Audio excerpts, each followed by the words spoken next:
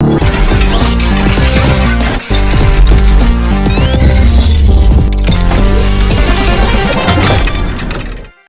board when let us welcome Obia. It's a choose here on the tactical board, and of course on Facebook, on TV, Pimsan, and on radio.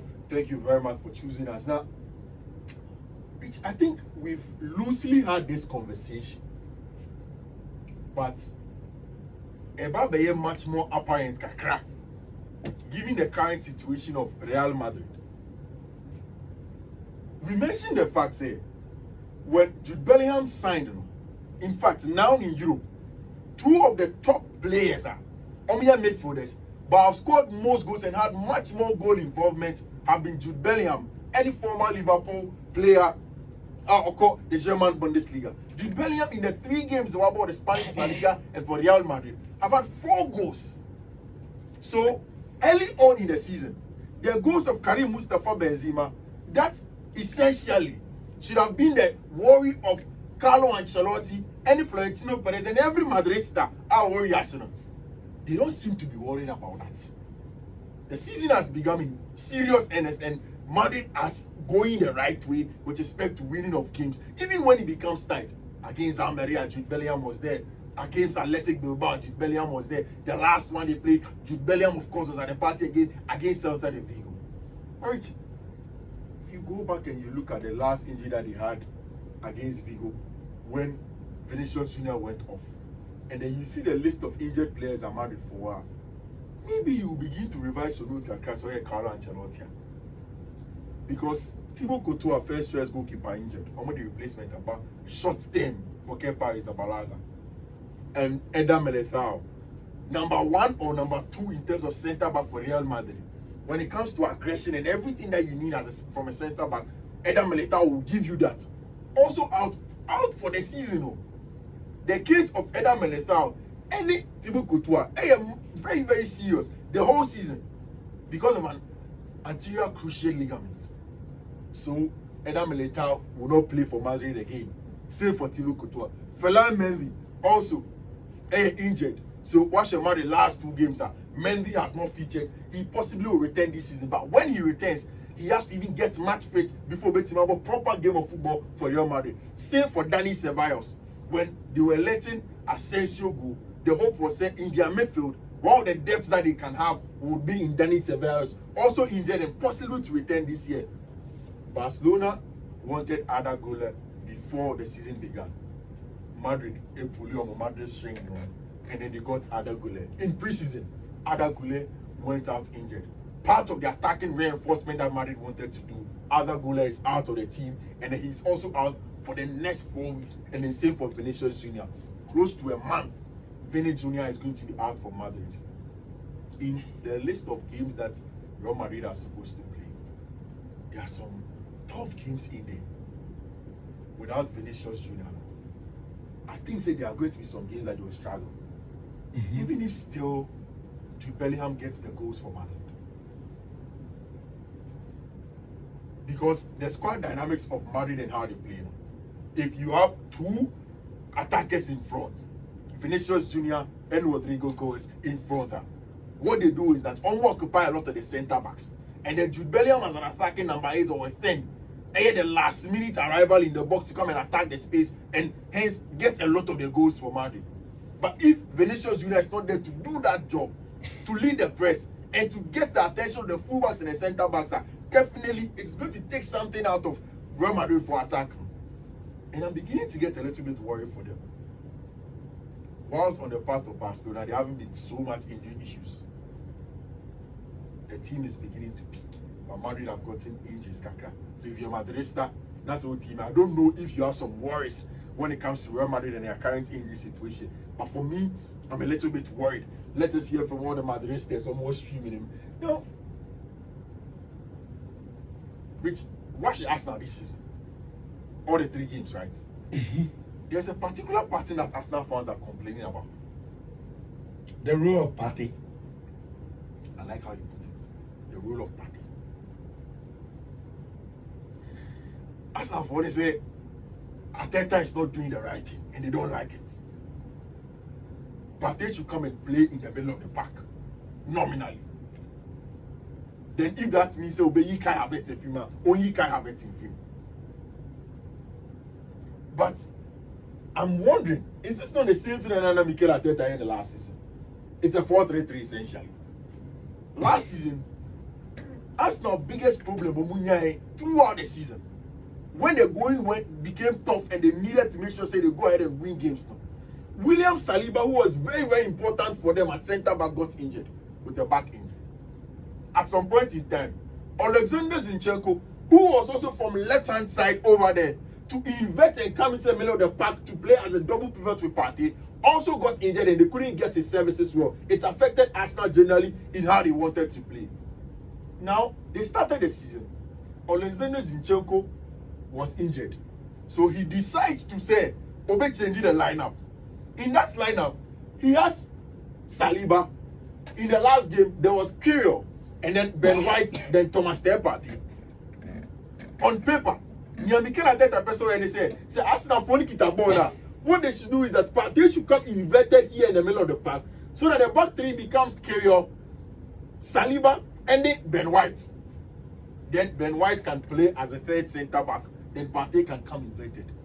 But it is something that Arsenal are not used to. And when last game Momo ball against Fulham, the first goal they considered, I think it came from that decision that Mikel Arteta taking. If you are joining us on the tactical board, I want you to come and watch this. Now, Rich, look. Arsenal are with the ball in the middle of the park. That is William Saliba. Once Saliba gets the ball, Partey inverts into the middle of the park to wait for the pass. Now, if you are looking at the picture on the tactical board, what Thomas Partey is trying to tell Saliba, they said there is an option in Kai Havertz on your left. So give the ball to him. Now, Saliba doesn't go to take that option. Immediately Saliba decides, say, you don't take that option. Partey knows that he has to drop back into the defense line. See, so Partey has dropped into the defense line. Arsenal's back four has become clear. Ben White, Thomas Partey, William Saliba, and then Kyrgios on the other side of the field, on top of your tactical board. The ball goes straight to Benjamin White. Once Benjamin White receives the ball, this is what happens, and this is where the goal will come from. He plays forward, finds an option, or find the option now quickly. It is Xhaka that received the ball. Xhaka received the ball now. He is looking for options in the middle of the park. That should have been Thomas Partey. Xhaka doesn't get that option. And I want us to go back again. What Arteta wants to do, it looks as if it's a good idea for me, but not the best. The players not any in tandem with exactly what he wants to do. Immediately Xhaka gets the ball, above all that connection. There is nobody in there. Thomas Partey is out of the possession. That's Partey who has inverted. At every point in time, you want to either be at fullback or invert. And the idea Arsenal are not used to. And it looks as if that was the biggest problem that they had against Fulham. So Oshe came no anymore. Immediately Alexander Zinchenko came on, and from the right hand side, he began to invert. It was something that they've done for a long time. So it was natural. They could get a job done, they could play forward, they could get everything that they wanted to do with FIFA. And that's how come Arsenal were even able to get that draw. Very, very important. I don't know. Say, do the Arsenal fans want Mikel Arteta to stick to last season, play Alexander Zinchenko there, bring Magalhaes back into the centre back pair, then have Thomas Partey in the middle of the park, take off Kai Havertz at the LC from the left hand side of Arsenal, just as so bit Bossa Xhaka will not move last season, because a little bit worried. And now we see Arsenal TV are rich. Almost everybody that listens to Arsenal TV are worried about Kai Havertz. Okay. Almost every Arsenal fan has complaints about Kai Havertz already. It's all them. It's rich. Kai Havertz. If you watch, yes, I granted, to be honest with you, we won't be special about him. Go to ground, say, fine on a natural, striker. But they're special like Havertz. Boris, hold that play. Every time you ask me this question, that's the answer I give you. Hold that play. Yes, if Arsenal hold that play, not quite enough. Hold that play. But now the game is about specific rules on the field of play. No, as a striker, as a false nine. And they say he will hold that play and bring other players into it. Because all of Arsenal's attackers are diminutive kakra. Only a shot. He has a tall frame or a lanky to receive those balls in certain areas. So that's what is perceived to be his role on the field of play. But I think that they have not really grasped Sadio. So Arteta maybe should stop. It is overly complicating what Arsenal want to do. When you say Chief Austin Wood more, when you say Tutumo, Delali and Tiasimo, all of the Arsenal fans are worried because this season Arsenal want to push Manchester City. Say maybe they can go ahead and win the English Premier League this time. But if these mistakes begin to happen against Fulham, Emirates, then of course they have reasons to be concerned. When Fabio Vieira came onto the field of play in the game against Fulham, it was brilliant for Arsenal. And I think that these are some of the good things that Arsenal have. Say Sadio we are winning. Say far. We will come back and talk about it. Now it isn't working. So everybody is worried. Me said theoretically it makes sense. But on the field of play, no, application is not working. So there are worries. But so far, it is going to be a new way of playing. It is and not necessarily Thomas Partey playing at right back.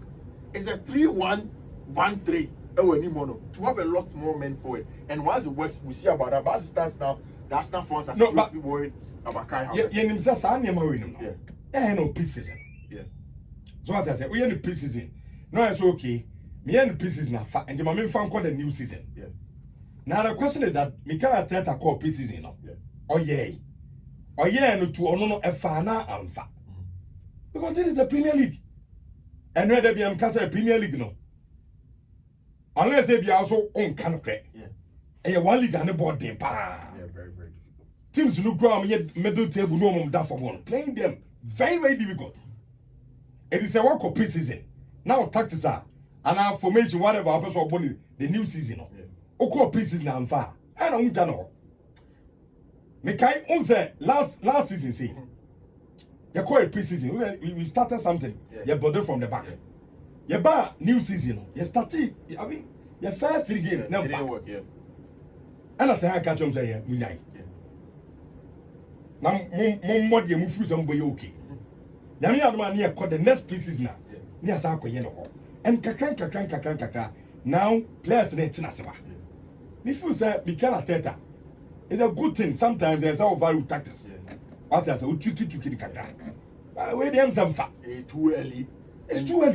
We have 3 games for Aboniano. I mean, we have Arsenal games from day 1 to Omalas go on board against one. Arsenal finding very difficult. Trouble game against Nottingham Forest.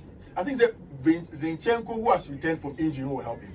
Because last season, Zinchenko was important to invert from the other side.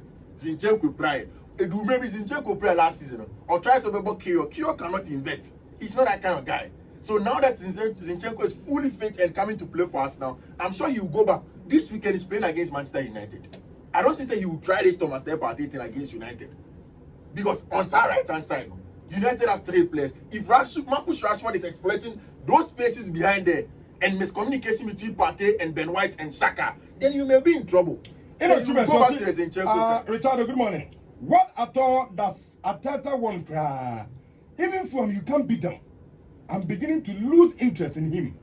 Within to you all. You have to see and a different corner of the brain. I'm guessing say you have to see Arsenal. Yeah. Now, he should not be worried. He should not lose hope in Arteta. Trust me. If there is any young manager who understands the game past stance as Arteta, he may be making some mistakes. But trust me, don't lose hope. Fulham your dodgy side though. Look at the second goal Fulham scored. But from a set piece, they played the ball into the box. For you know, Joao Paulina was from nowhere and then bam, the equalizer comes in. So he should be a little bit patient to him. Maybe the end say too early. I'm sure say against Man United, he won't do that. Or try hard. United will win that game hands down. And you don't want that at the Emirates.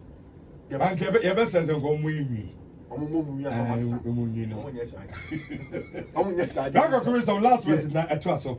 Fifi, you go explain tire. You told them. Wisdom Chelsea, you told them. Charlie, good morning. Or the Chelsea, it's the Richard, you go explain tire. Yeah. So, Saturday said, Richard, now, this is the transfer deadline week. Yami Adoma on Friday. England for transfer, and I think it's the most exciting transfers this year. The this man on a tactical board, Matheus Nunes. I remember I was speaking about Matheus Nunes for a very long time. One of the players that I think that the big teams in England always try to avert the risk until they don't go for him. Now Man City are going to pay big money for him. Now Nunes, a player, originally is a Portuguese. Not for Portugal, but Wolves. Now he has been one of the best ball carriers out English Premier League. Manchester City, yesterday I was telling you, so if you watch the game against Sheffield, one of the biggest problems City had was that when Gundogan was there, when Bernardo Silva had not injured and he was at his best, and they had Kevin De Bruyne, the things they always had, they said, before Erling Braut Haaland will get onto the end of any chance, these midfielders, only a nimble footed, only a very good dribblers, will pull defenders and defenders and centre backs to themselves. That is how come City were getting the spaces in behind for Haaland to attack. In a game against Sheffield, Sheffield had the luxury of having 3 centre backs on Erling Braut Haaland because there was essentially nobody for them to go and follow. You can do a 2v1 against Grealish. You can do a 1v1 against Foden. You can do a 1v1 against Kovacic or whoever in those central areas. Once you do that, you're okay. Julian Alvarez is not essentially the central area manipulator that Pep Guardiola wants as a dribbler to get a job done. Even when Bernardo Silva was on, they've gone to Wolves to go and ask for Matheus Nunes. And in Tennessee, like Moses Caicedo, Nunez has not trained for Wolves since the time of his Man City for Abba. He said he will not train. Stayed away from training ground, waiting for them to arrive at a conclusion with them.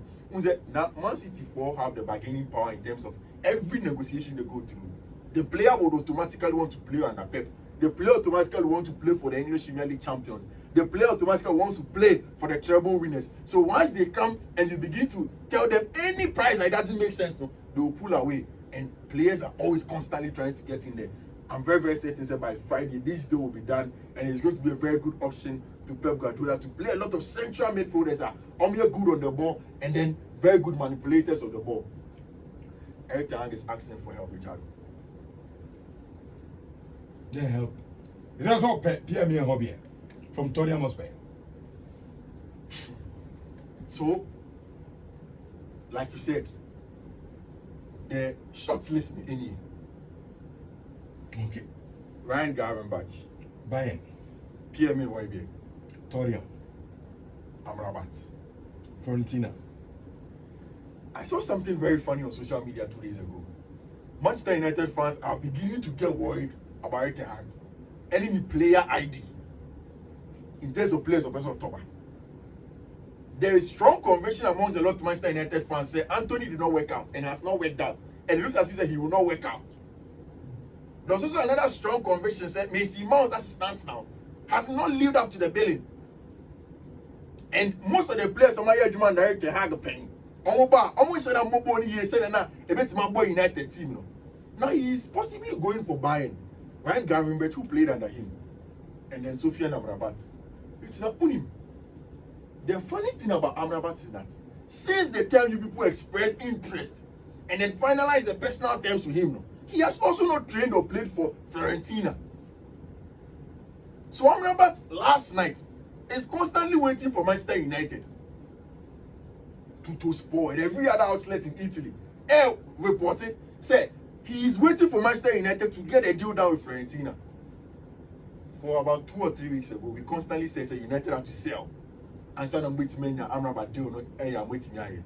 Now you've been able to sell some players. Is it Everton about 4? Chairman. Yeah. And you know more can be done. So Maguire will possibly go. Yeah. Fred is out. Possibly Everton. Yeah. Scott McTominay, there are possibilities. Bayern also are asking about him. And that's where you want to do the job. But United on our list, say maybe Fiorentina will be tough on Amrabat. So they need to look for other options. It is in the looking for these options that these other 2 players are them. And first of all is Pierre Hobby. Brilliant player from Southampton. But why baby a cotton free now? Tottenham Hotspur. You see the difference between Hojbjerg situation, and it will be a Hurricane situation. Daniel Levy. No, Rich. Hojbjerg is not playing under Ange Postecoglou. The new midfield face for Tottenham Hotspur is the young Papi Matassa and he Yves Bissouma. Then you have James Maddison playing right on top of them like a number 10. There is Dejan Kulusevski, Rodrigo Bentancur has not returned from injury. So there is that depth in the middle of the park for Tottenham Hotspur. He is surplus to demands now. Again, if you look at how Ange wants to play his football, he wants midfielders that can play a lot of the football, not the off-the-ball sided or even a hybrid like Yves Bissouma. So essentially, he is surplus to demands. My problem with Fiifi-Manfred is that, Richard, he is literally a Casemiro. So, also Casemiro, a lot of off the ball. You win the ball on the back. You make go into tackles. Let's be aggressive. Let's be combative in the middle of the park and win duels. It is the same frame or cloth that Fiifi-Manfred is cut from. It player now so you're very good on the ball, want me and retaining possession, want me control the tempo of the game, you know. It's the same thing that you are if you are going for Højbjerg, you are going for. So for me, Højbjerg is out in the conversation. Who are United fan? Højbjerg is not a guy. Okay. It's the ball retainer. Somebody that controls the tempo of the game on the ball, dictates the pace of the game, and more like an Italian register that the ball can go through. Ryan Gravenberch is in that conversation. Also played an Eric Ten Hag. Of course, Bayern Munich, he has been surplus to demands at Bayern Munich. Automatically, it is Kimmich and Leon Goretzka. Now, he wants to play football. But mind you, I think it will be very hard for Bayern to let him go unless they get a replacement. If Manchester United will get a deal with Bayern for Ryan Gravenberch, it will be two things. Either Bayern goes into the market and gets a replacement for Gravenberch, or there's a swap deal between Manchester United and Bayern. And in that swap deal, it will possibly include Scott McTominay before that will be done. Mind you, now Pavard, up to stands now, the Pavard deal is off because they've not gotten a replacement for him. We will get into that over there. But if you are looking at how these players compare to each other, with interceptions, tackles, total passes, and passes completed, I'm looking at two of the last two metrics now.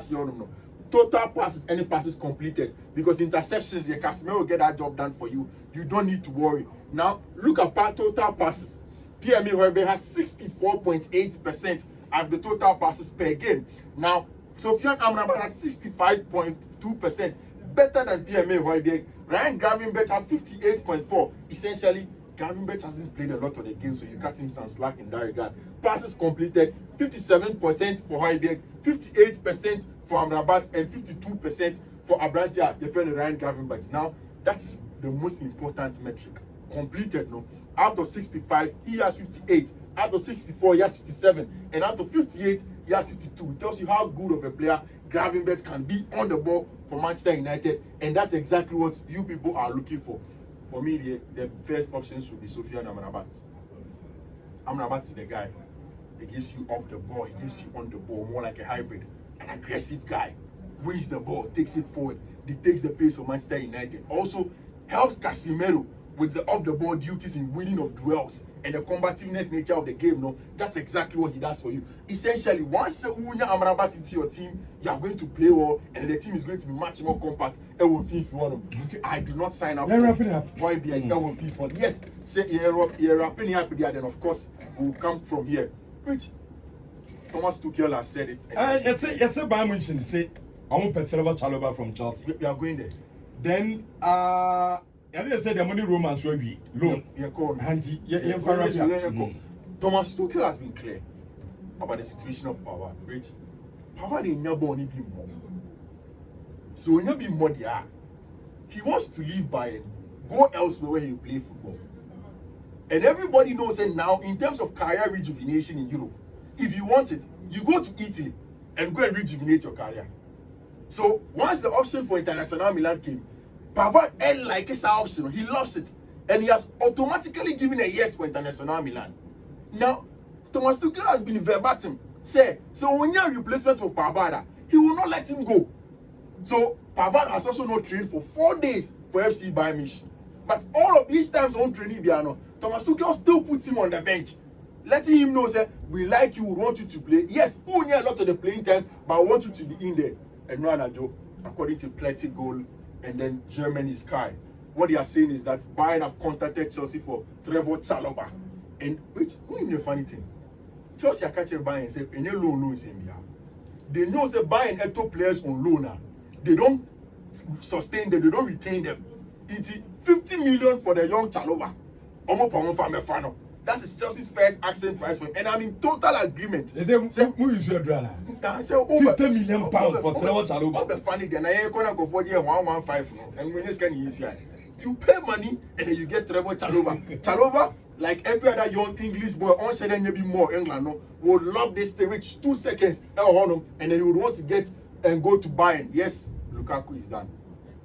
It's sad given the situation of Romelu Lukaku.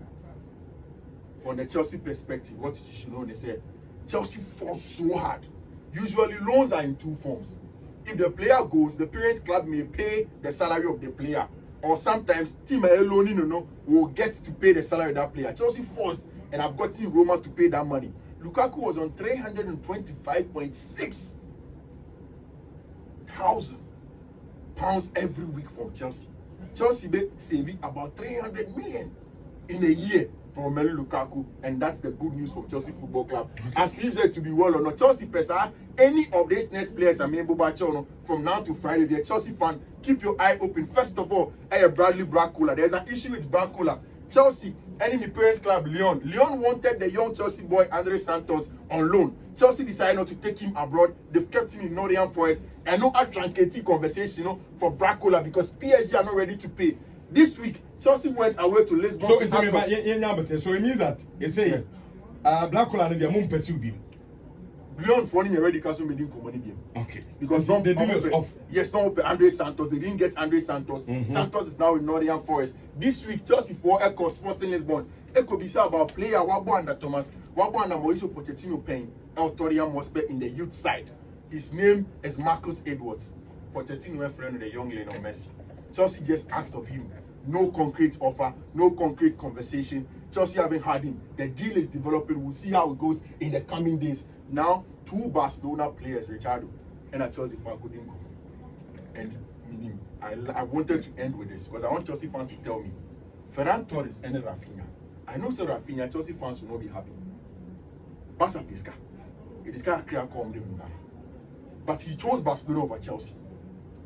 Where is the conversation going to start from? The emotional one about oh, well, I'm my Chelsea in tea. I don't want my Chelsea Football Club. Or does it really fit how Chelsea want to play? Because Rich, if it's about how good a player is from out wide and a creator there, Rafinha is part of those players. And I know the Chelsea fans will have their say. And then friend Abranti, friend Ferran Torres. Yami Admochna will delve into these 2 players very well from Barcelona. And then why Chelsea attack most of the times is going through the right hand side with